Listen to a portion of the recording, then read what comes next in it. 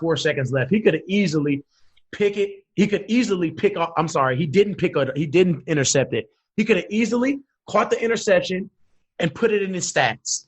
Completely done it. Wasn't anybody nowhere near him. The ball was thrown totally short. He smacks the ball down and walks off the field and just like. And me and Cam was like, bro, I ain't even gonna lie. If I was a safety if I was a safety, linebacker, corner, whatever in that predicament, it's 3 seconds left.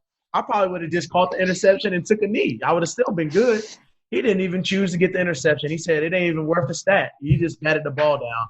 And our coach even brought it up. He was like, we had a whole 10-minute conversation on Luke Kuechly after this on about just how great of a character he has and just how generous of a person he has and just how much he cares about winning and puts the team first.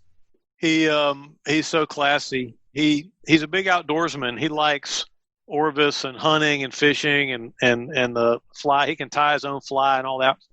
And I've seen him one time. He came out of a drill. He was in a drill and he sees that I got this different polo shirt on, and he comes out of the drill and comes over to me, helmet, all sweaty, and he says, "That's an Orvis polo. They make the best polos." And then he goes back in line to do the drill some more.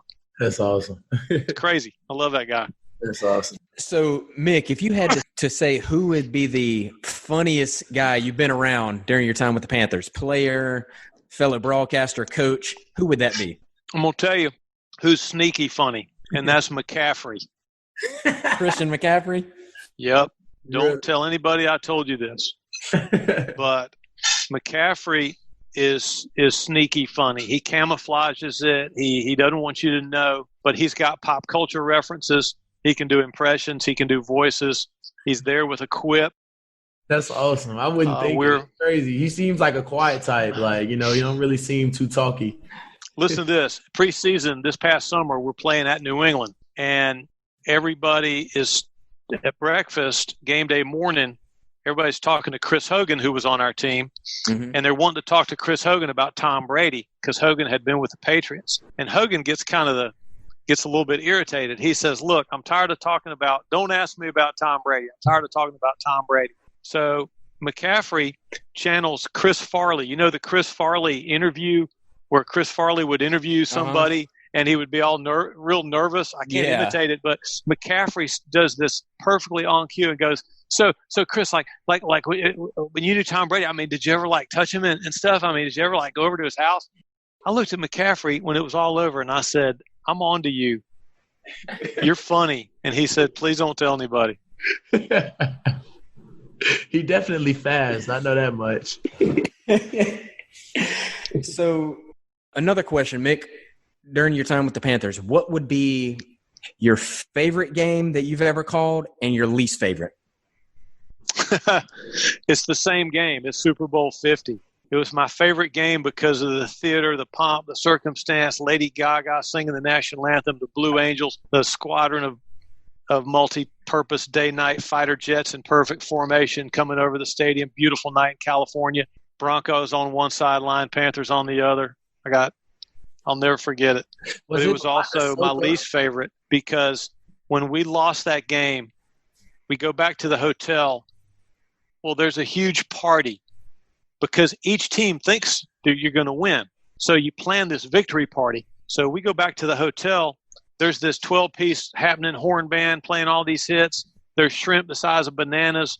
There's an ice sculpture, but yet it felt like a funeral because we had lost.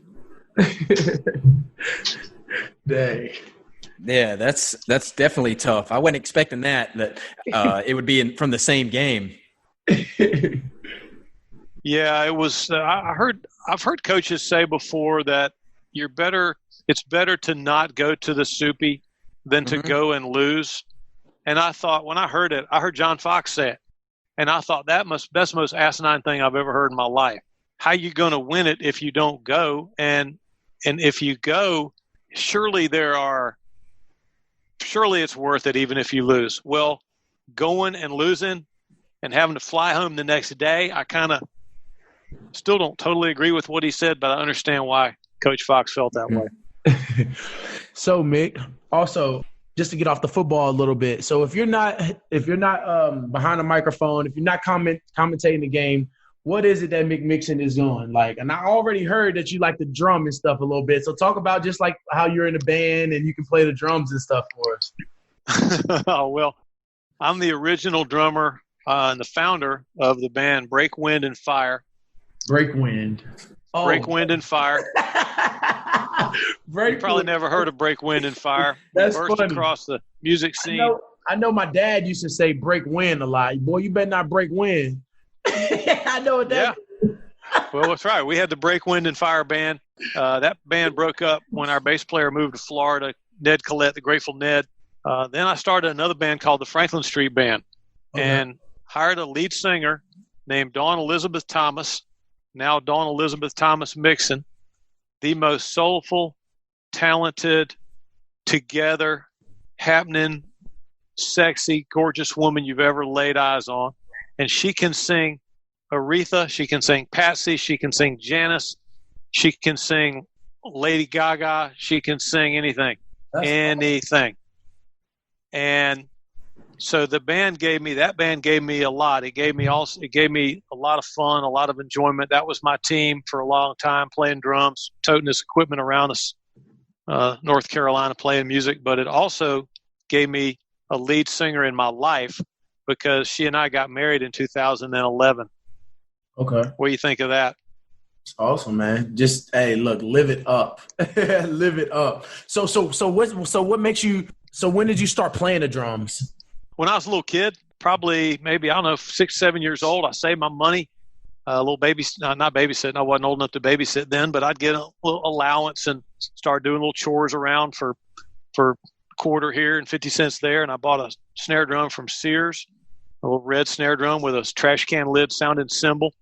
And I have just always been captivated by music. I love the rhythm, the beat. There's a lot of analogies, a lot of similarities, Will and Cody, to football and to athletics, how a collection of musicians tries to become a band, a collection of alpha males tries to become a football team. It's not automatic. Teamwork, the groove, togetherness, timing, it's not automatic. It can be elusive. But when it's right, when it's happening, man, I love it. There's nothing like it. That's awesome. That's really awesome. So yeah, I never owned a drum set or anything like that, but I do have my rock band drums in there. Me and Cody be in there on them. Well, bad drummers make bad bands, so do not overplay, do not rush, keep a good steady beat, and then let the other players do their thing. Yeah, it's a lot harder than it looks. Tell Cody to get right on the guitar before I put him on bass. What you working with, Cody? You got any skills? I'm decent on the guitar. Drums, another story. Not very good at the drums, so I praise anybody that can play the drums, rock band or real life. I'm awful. Yeah, and by the way, Mick, we're talking about a video game too. We can't really play these instruments in real life. People have come up to me at times. They don't expect to see.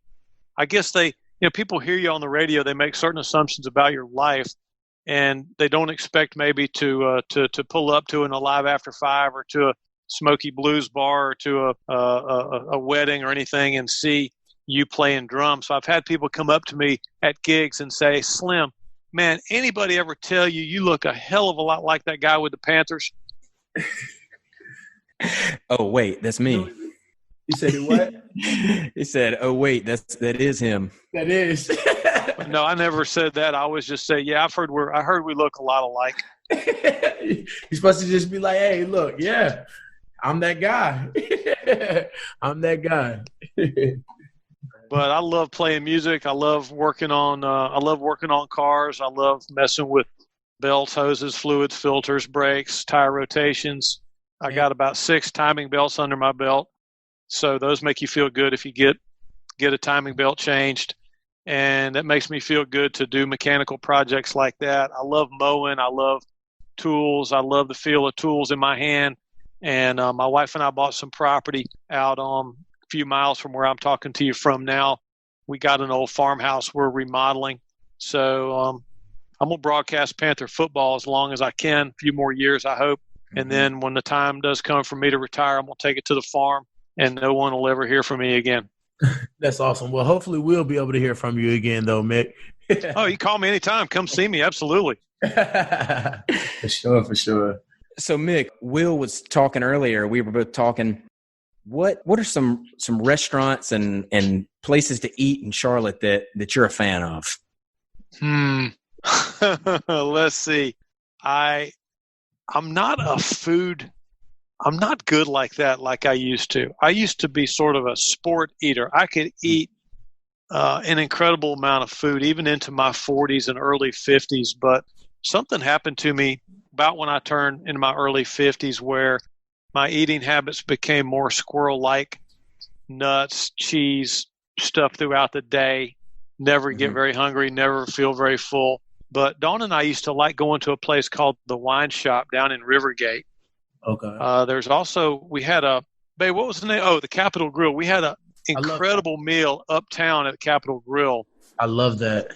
We have one of those down here in Jacksonville too. They actually can be found a lot of places in the U.S. for sure. Capitol Grills, they're really good. Isn't it good? I had a tuna, that seared tuna. Seared tuna, okay. And I could not get over what a delicacy it was. Yeah, I'm not gonna lie. Whenever I go to a steakhouse, I never get seafood. I always get me a steak, but I've definitely tried it. When other people get the dish, I'll always try the seafood if they get it. But their steaks are awesome too. I love their steaks, and I also love their sides as well. Oh yeah, and the portions, man, I can see where a football player would definitely go in and get his money's worth in the Capitol Grill. Yep. Today's Final Five is brought to you by Manscaped, who is the best in men's below-the-belt grooming. Manscaped is the top of the line when it comes to below-the-belt grooming essentials. Men, you must take pride in grooming and taking care of your body. Manscaped offers precision-engineered tools for your family jewels.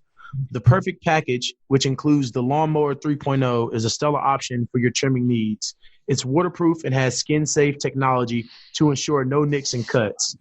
Go to manscaped.com and use code capital letters STORY20 at checkout for 20% off and free shipping. Once again, that is coupon code STORY20, all caps, at checkout for 20% off and free shipping. Manscaped does not disappoint. They will not disappoint. Me and Cody actually just got our Manscaped essentials in. I took my 3.0 into the shower, and it has a little light on it. I made a video. I put it on my Instagram so everybody could check it out. And when I first got it, and I told y'all it has a little light on it. You can get in the shower. You can be in the dark. You can still see everything that you need to see. No nicks, no cuts. Go get it. But but I got a Final Five for you today, Mick. And this is what I do at the end of every podcast. I like to just ask whoever our guest is a Final Five questions of mine. So, okay. My first question for you today is: what's the nicest place that you've traveled to? I like Seattle. Seattle, amazing city. A lot to see, a lot of history there that you don't think about. Did you go to the Needle? I've not been there, but Jimi Hendrix is from there. Okay. Went and saw the music store where Jimi Hendrix bought his first guitar. Of course, the fish market is great. So I like there. I like Texas, too. I've enjoyed our trips to Dallas, to Houston. Amazing. Texans have a pride in their region that's contagious. And when I broadcast college games going to Austin, they have several big music festivals in Austin every year that are a lot of fun. Okay, awesome. And, of course, Jacksonville. Like to go to Jacksonville, play the Jags. Okay. Got you. This isn't a question that I had for anybody else, but since me and you are both bald, when did you first go bald? Or choose to go bald? Because I didn't choose to go. I had hair a decent amount up until I was about 50. And then I started noticing that the follicle density wasn't quite there. Follicle. And there's probably a picture or two. I wish there wasn't, but there's probably my wife has a picture. There's probably a picture or two where I look a little too much like comb over guy for my taste. And I was not going to be comb over guy. I mean, that's a bad look. So I just skinned it down. I don't remember what the year was. It was probably maybe 2010.